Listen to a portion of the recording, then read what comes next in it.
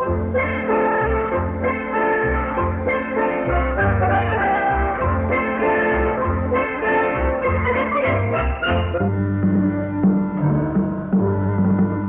story begins in the ancient country of Persia, in the city of Baghdad. One day, a porter carrying a heavy load stopped to rest near a beautiful home. He looked at the splendid house and said, "How is it this man has so much and I have so little? Why is he so fortunate and I so unlucky?" The porter did not realize someone was at the window above him. "Bring me that man." Two servants seized the frightened porter. "But I didn't mean any harm. Please, where do you take me?" "To the greatest sailor of all time, Sinbad. He would speak with you." So the poor porter was brought before the owner of this fine house, Sinbad the Sailor. "Spare me, O master." Do not be afraid, my friend. I heard your remarks as you rested, and I would like to tell you a story. A tale you will never forget. Please be my guest and feast with me while I tell you of my adventures. As a young boy, I was very poor, but I was determined to search for my fortune. I decided on a sailor's life and signed on as a deckhand on the Golden Fleece.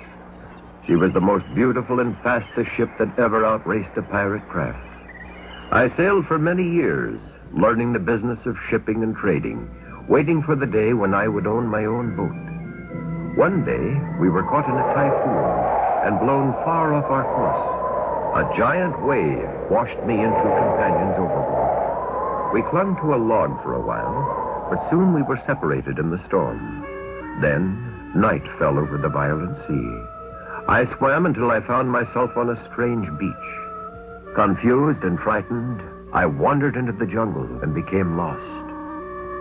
Finally, I dropped from exhaustion. When I awoke in the morning, I was next to a great white wall. But then I discovered it was a monstrous egg. Only one bird could lay an egg such as this, the rock. I remembered an ancient story about an island of fortune where the rock bird lived. Perhaps, I thought, this was it. A great flapping of wings startled me. The rock. I hid under the egg, wondering what to do, when I had a desperate plan. I tied myself to the rock's leg, so that when he flew high above the trees, I could get my directions. As we went higher and higher, I could see a river leading out to the ocean. Finally, the great bird landed in a cave high on a mountain. A strange light came from within. Untying myself from the bird, I sneaked into the cave and could hardly believe my eyes. The island of fortune. For there was a treasure in jewels beyond any dreams. I filled my pockets and clothes with as many jewels as I could carry.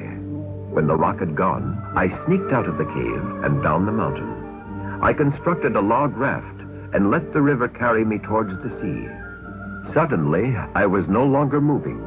The raft had stopped. Then I saw why. A monster 20 feet tall had grabbed the raft and was lifting me up in the air. He had one huge eye, large ears, and an ugly mouth. The hideous creature paralyzed me with fear, for I expected to be killed at any moment. The beast took me to his nearby cave and dropped me into a cage, and I saw what my fate was to be. There, tied to stakes, were my two shipmates. The monster was going to cook and eat them. I couldn't see any way of escape.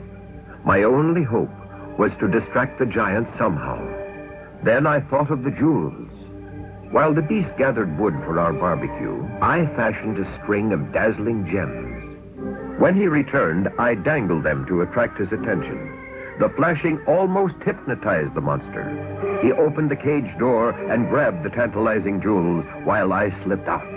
Quickly, I freed my friends, and we ran for the river in my raft. The eye of the creature was only interested in the sparkling toy, which he had now placed about his neck. But we didn't know how long that would be. Just as we reached the ocean, we heard the roaring of the monster as he came crashing through the jungle, looking for his runaway dinner.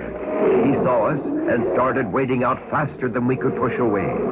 The jewels sparkled as he moved. Just as he was about to grab the raft, a great shriek stopped him, and he looked up.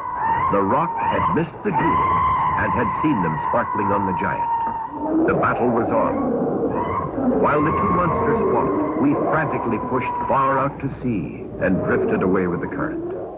The next day, we were picked up by the Golden Fleece.